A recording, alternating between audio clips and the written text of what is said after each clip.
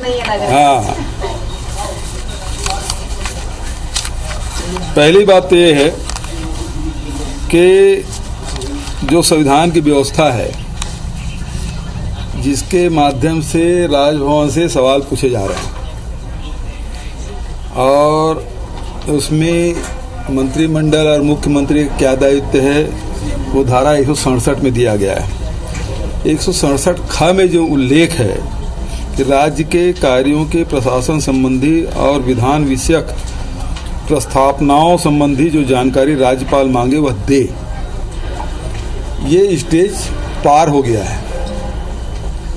ये यदि कैबिनेट तक रहता, मंत्रिमंडल तक की बात रुकता, तब तो ये ख लागू होता है।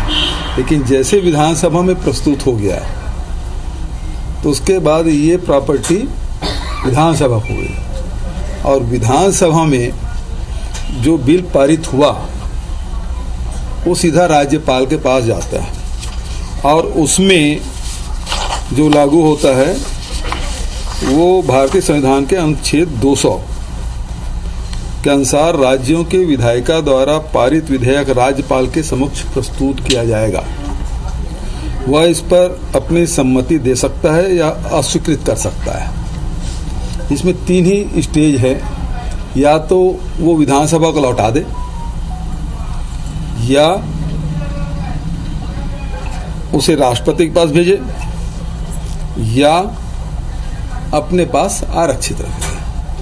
मैं इस बात को लगातार बोल रहा हूं और इसीलिए ये, चूंकि ये प्रॉपर्टी जब तक के राज्यपाल दस्तखत करके राज्य सरकार को नहीं भेजेगी तब तक कि वो हमारे हाथ में नहीं है। ये प्रॉपर्टी विधानसभा की है और राजभवन भेजा गया राज्यपाल के हस्ताक्षर के लिए। तो ये बचत जो प्रश्न है अपने आप में वो उसका कोई औचित्य नहीं रहता।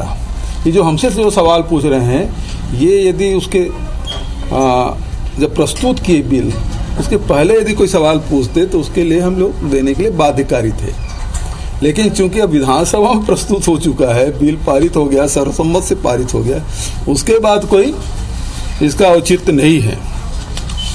तो इसीलिए मैं जो विधिक सलाहकार है, मैंने उसके बारे में यही कहा कि वो एकात्म पर्सन में बैठते हैं और वहीं से 10 प्रश्न आए, वो 10 प्रश्न के उत्तर मैं दे सकता हूं और है मेरे पास। लेकिन मैं शुरू से कह रहा हूं कि उद्देश्य आरक्षण लागू करना नहीं है।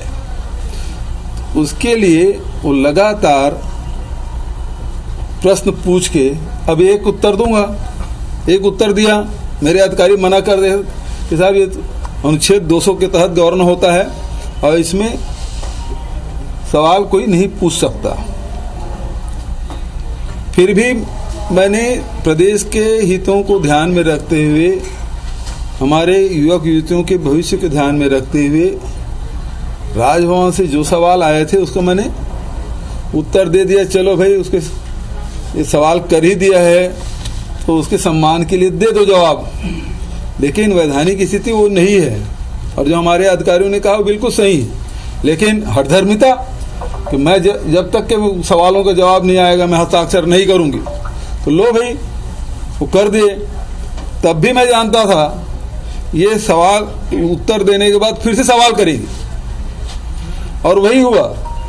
और दुर्भाग्यजनक बात यह है कि जो चीज़ें राज्य सरकार और राजभवन के बीच है, अब उसे प्रेस के माध्यम से प्रेस रिलीज जारी